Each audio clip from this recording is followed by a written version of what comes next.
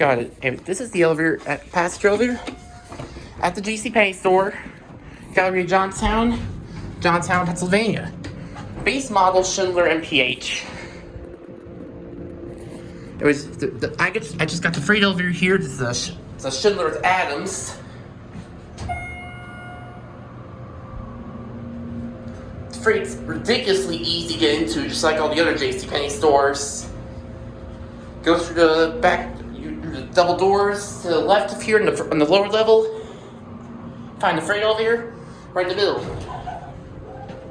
Oh, elevator area. Lower level. No need to look at the airlock because this is just a basic. This is an older Schindler. It's got GAL.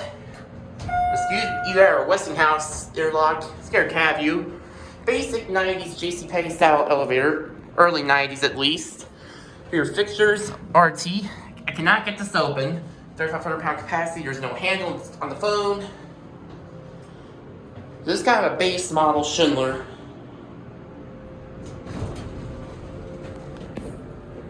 That's it.